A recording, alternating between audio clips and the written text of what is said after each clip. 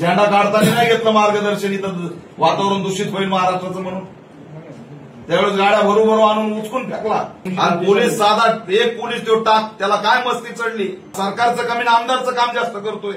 पोलिसांच्या बळाचा वापर करून निळा झेंडा काढून टाकला. दीपक केदार प्रचंड संतापले. थेट जिल्हाधिकारी कार्यालयावर दीपक केदार यांची एंट्री. पॅन्थर स्टाईलने समजावून सांगितला. ऑल इंडिया पॅन्थर सेना अध्यक्ष दीपक केदार यांचा हिंगोली जिल्हाधिकाऱ्यांना थेट इशारा. निळ्या झेंड्यासाठी झुंज देणाऱ्या आया बहिणींसाठी दीपक केदार जिल्हाधिकारी कार्यालयावर. जेबीवाल्यांचा इतका तिरस्कार. दीपक केदार यांनी थेट माज उतरवला. पोलिसांना काय मस्ती चढली, नक्की प्रकार समजून घेऊया. हिंगोली जिल्हाधिकारी कार्यालयासमोर बौद्ध अनुयायी महिलांचे आंदोलन सुरू आहे. गेल्या 5 दिवस झाले हे अन्नत्याग करून आंदोलन करत आहेत. बेरुळा या गावातील चौकात 4 वर्षापासून उभा असलेला निळा झेंडा जेसीबी व शेकडो पोलीस तैनात करून बळाचा वापर करून काढून टाकण्यात आला. त्यानंतर महिलांनी लॉंग मार्च काढला 30 सप्टेंबरला. पण यातून प्रश्न मार्गी लागला नाही. परत गेल्या 5 दिवसापासून उपोषण सुरू केलं. यात 9 महिलांची तब्येत खालावली. या आई बहिणींना दीपक केदार थेट जाऊन भेटले व त्यांचा राग अनावर झाला. पाहूया जिल्हाधिकारी कार्यालयात नक्की काय घडलं. झेंडा काढताना नाही घेतलं मार्गदर्शन, इथं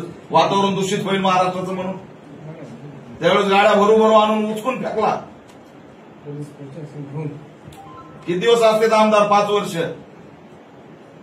शासन परमनंट आहे, ते येतील जातील.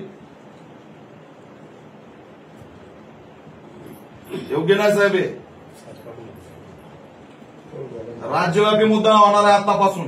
मी तिथून भूमिका घेणार आहे राज्याची. हॉस्पिटलला पण जातोय, 9 महिला ऍडमिट होतात, तरी तुम्ही त्यांना भेटायला सुद्धा जात नाही साध्या जागेवर.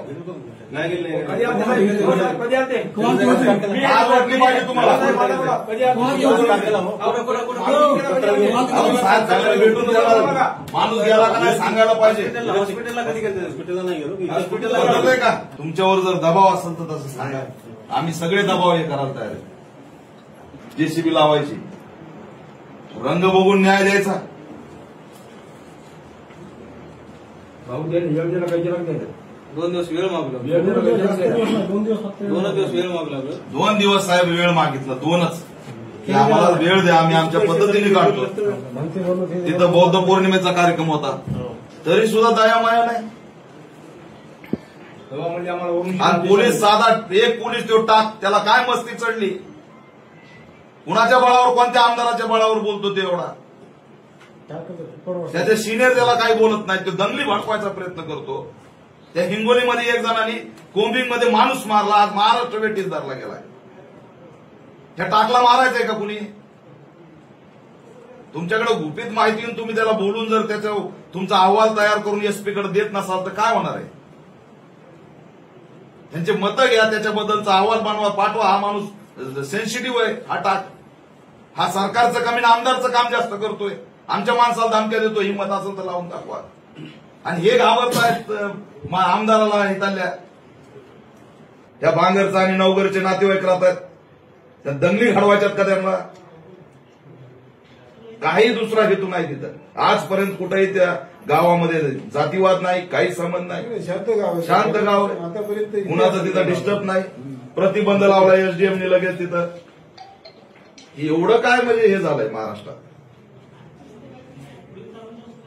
किती वेळ लागतो जिल्हा परिषदचं पत्र घ्यायला? किती वेळ लागतो मंत्रालयातून? आज 8 दिवस झालं, ते 5 दिवस झालं माणसं पडलेत, 9 जण ऍडमिट आहेत. आम्ही हे चित्र महाराष्ट्राला दाखवल्यावर काय होणार आहे? गंभीर आहे ना. ते कालच परवा चर्चा झाली. आणि त्याचं उपोषण सोडायचं जर कुणी प्रयत्न करत नसेल, त्यांना विश्वासात कुणी घेत नसेल, निदान विश्वास तर द्या. त्यांना जर गैरमार्ग अवलंबायचा असतं तर आम्ही ताकदीने उद्या झेंडा लावतो. कोण रोखणार आहे आम्हाला?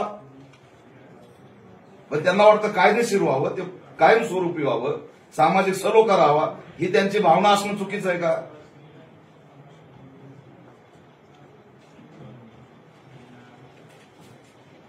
अधिकाऱ्यांनी राजकीयचं याच्या दबावात आलं नाही पाहिजे साहेब. चुकीचं आहे.